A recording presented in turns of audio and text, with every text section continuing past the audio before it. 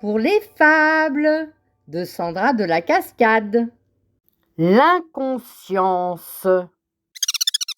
Le voyage des suricates.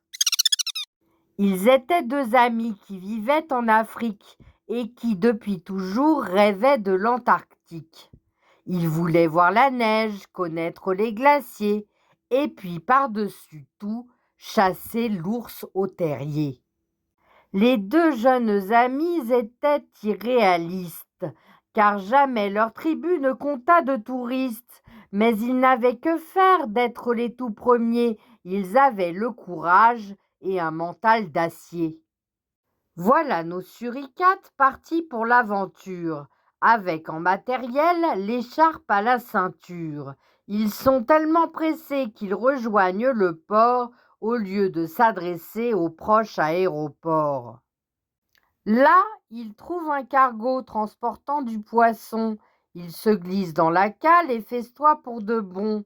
Mais le bateau remue, ils ont le mal de mer, et bien vite le trajet leur sera un enfer.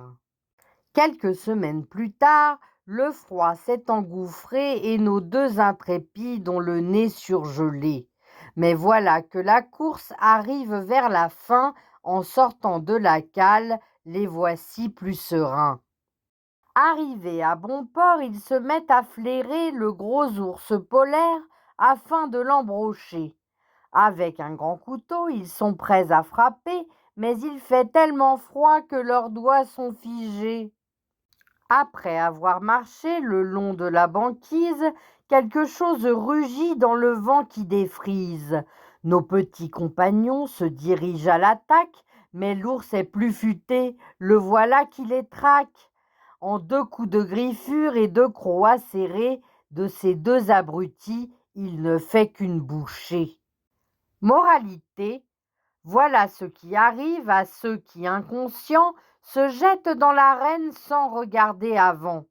Quand l'adversaire géant est prêt à vous manger, le plus intelligent choisit de se sauver.